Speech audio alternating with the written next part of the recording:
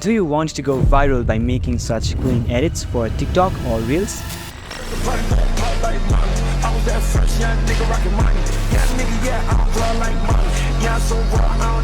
But let's face it, as simple as they may seem, it's not so easy to create something like that. Well, that was until now, because I've personally learned their styles and now I'm ready to spill out the secrets to achieve such juicy edits. There's also a giveaway of presets for making these kinds of edits, which I will provide at the end after I break down the entire process. Now, you do not want a horizontal composition for posting a short form content, but a vertical one.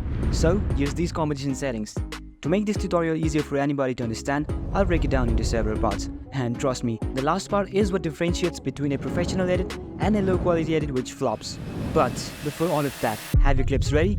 Sync the beat of the audio so that we can actually start editing. So the first one, and probably the most important one as well, texturing your clips. If you want to achieve a warpy and ugly edit, then simply add Twixter with no extra steps. But if you want a flowy and smoother Twixter, start by removing dead trims from your clips. So for that, press Ctrl Alt and T. Now, this is important.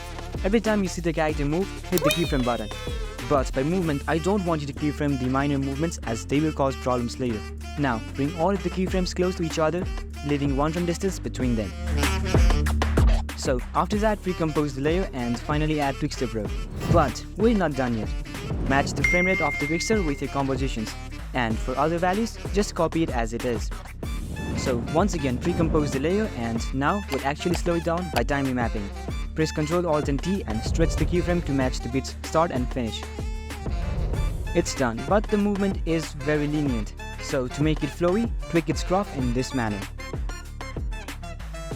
Following this very technique, do the same for all of the clips that are there and time remap it all.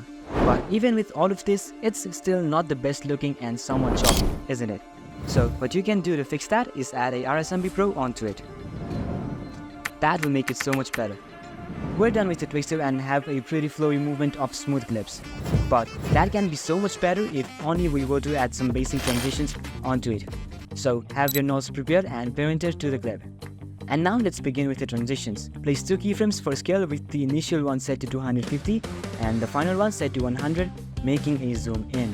But if you preview it now, you're going to have a stroke because it looks very plain. So to make it smoother, head to the graph editor and make a graph similar to this one. That's it for the in transition, but the out transition however is still left. So let's make that one as well. Unlike the previous transition, we'll keep it a little enclosed for this one. And for the values, change it from 100 to 50. The previous graph was very smooth as it was an in transition. But for the out one, we'll make it stiff. And don't forget to add the tiles. Now, to complete the transition, make another scale animation from 200 to 100 and a graph like this. That was our one type of transition. Naturally, you can copy and paste the same stuff throughout the video and call it a day, but that will make it very repetitive, ruining even what's done till now. So let's do another transition slightly different from this one, which we can copy paste later and finish the edit. It's pretty much the same as before, except for the fact that the values are now opposite. The graph and keyframe placement are really the same as before too. Now we've got to complete this transition in both the sides by doing an in transition in the next clip, which follows the out transition we just did in this clip. And for that, we'll set the final keyframe to 110 and the initial one to 20, followed by the same graph as the previous one. After that though, just copy and paste everything. But just like any other TikTok edits, the song used in this one too has on beats, which means it's shake time and gone. Now normally, this is the part where I teach you how to make the shakes, but it seems that has already happened once on the channel very detailedly. However, for the shakes used in this very edit, here are all the settings. For both the amount and speed, set it to 70. Then animate the amount to go from 0 to 70 and ending at 3 so there's somewhat movement. Since it's a shake graph, you want it to be very stiff. Hey, congratulations, you've successfully made your edit, but post it as it is and you'll witness visible pixels. And that is because we haven't yet applied color correction. So let's do that as well and make you go viral quickly.